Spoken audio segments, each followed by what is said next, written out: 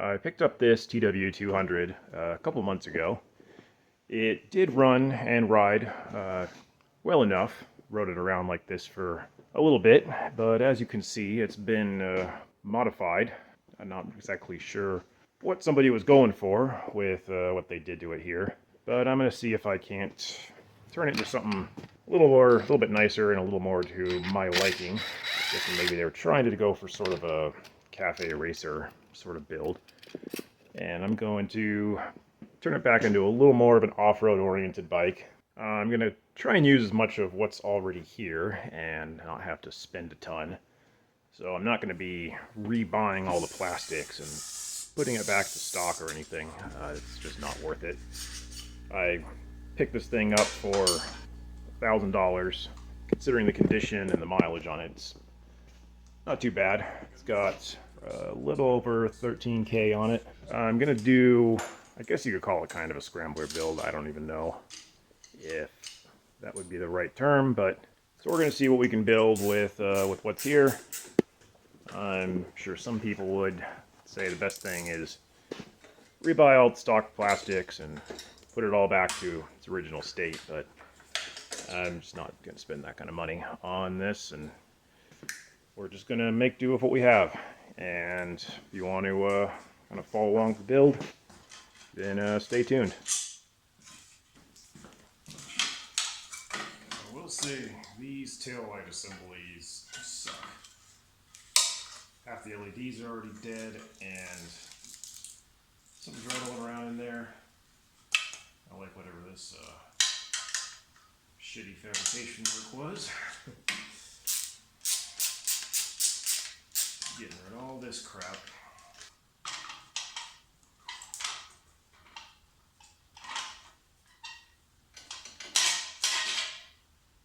Alright, well, that was a pretty half-assed job there. These aren't even butt connectors. They just like shoved wires into these bullet connectors and put tape around them.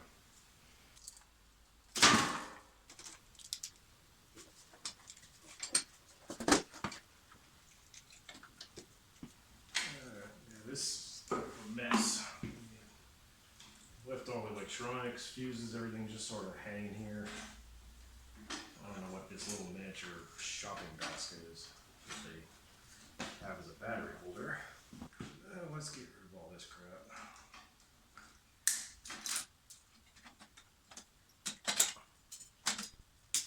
I already did the kickstand switch delete, so that's nice.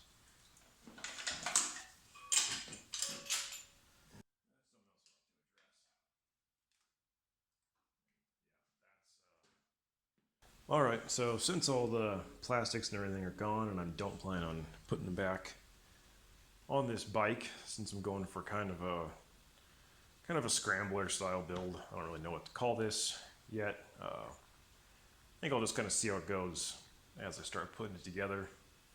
But I'm just going to go ahead and strip all the extra little tabs and everything off the frame that I'm not going to need, smooth it out, clean it up, try to make it look a little cleaner.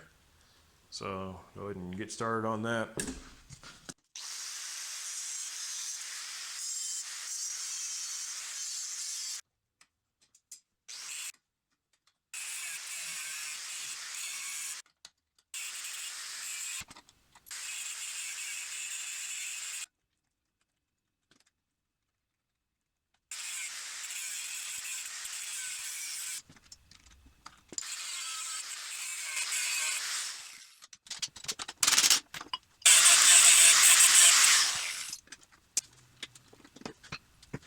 So somebody welded this on here, and I'm not entirely sure why. It looks like the little alignment peg there broke off at some point, and the whole foot peg got bent. So I'm going to try to find a way to straighten that out. Okay, so a solution for the battery tray that I'm going to try is I got this old battery tray off of an old Kawasaki parts bike that I had, and I'm hoping if I cut along here, open it up, remove some of these brackets, I can make that my battery holder. Hopefully more or less right in there like that, and hopefully that'll turn out looking all right. It's kind of hard to find a good place to tuck the battery away where it's not going to be super visible. I'd like to be able to tuck as many parts up under the seat as I can, but the battery's a little too big to do that with. So we'll see if this works out.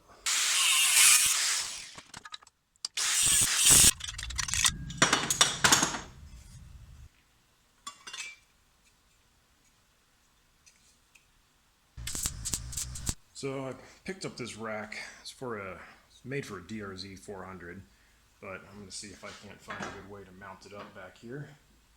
It was one of the cheapest racks I could get that was pretty small and looked like it would be a decent fit on the TW, so I think I might cut these brackets off the end here, maybe bend these bars in a little bit and see if I can't just slide them right into the frame.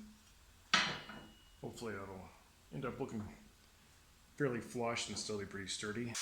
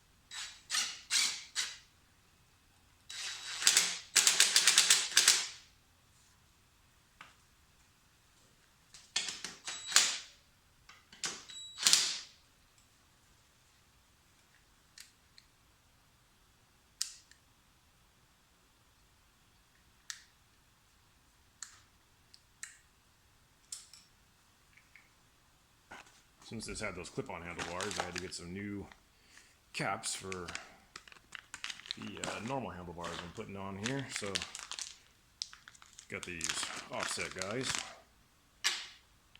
Those mounted up and go either way, and that'll add a little bit of a rise.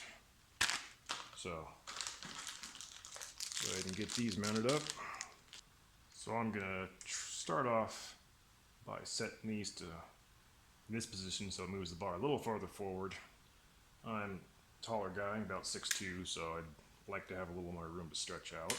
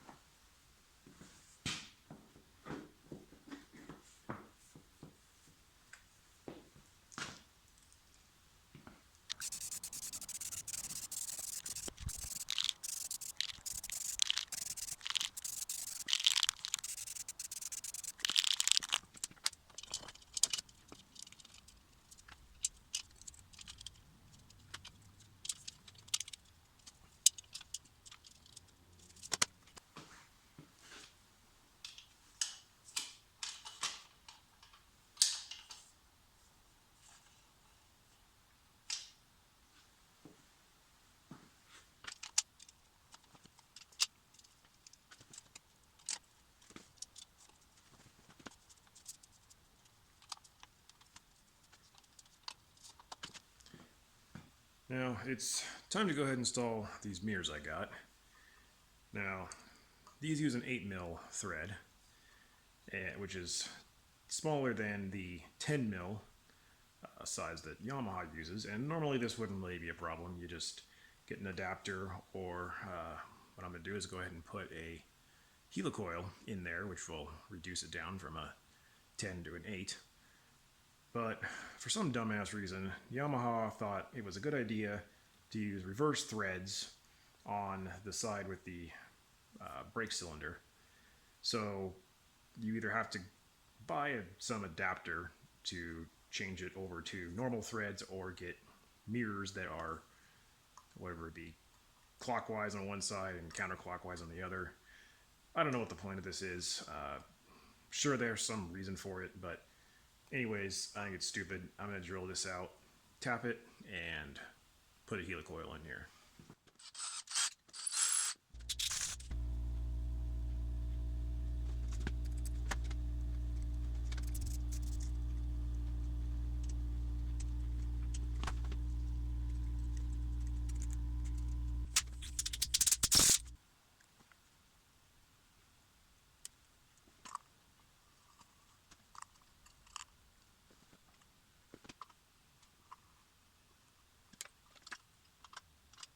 So one of the last things I want to take care of on this bike is this sort of hacked together, kind of shit welded exhaust that somebody put on here.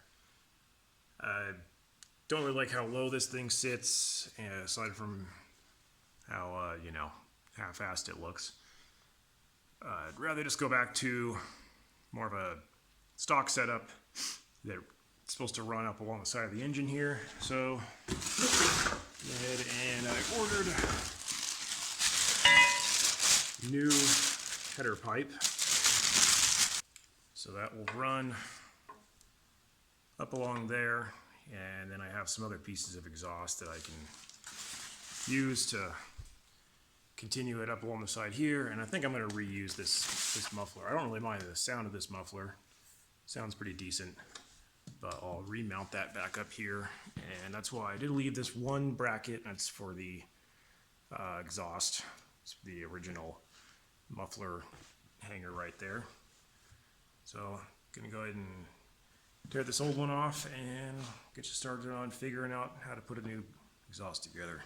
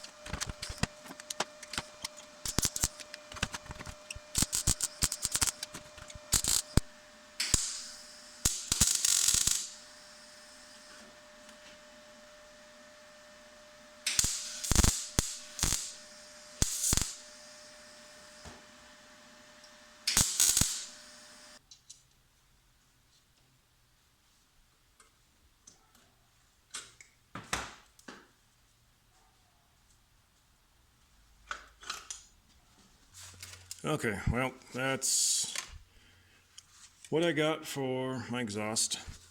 Welds could be better. Came out a bit shitty for my liking, but I don't know. Welding thin exhaust is a pain in the ass, so I'm going to go ahead and grind these down a little bit to clean them up. I know it's not really what you're supposed to do, but whatever. It's exhaust. Not the end of the world. So get that cleaned up. Probably cut a slit through here so I can put a clamp around that and clamp it down to the other end of the header pipe.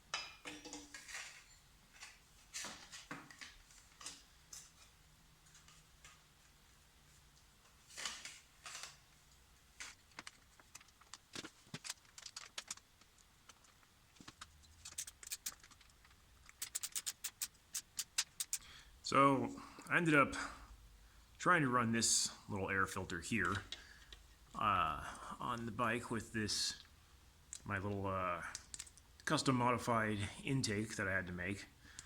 I would have rather used the factory air box, but all those parts were gone and didn't really feel like buying all of that crap again. Really adds up, gets expensive.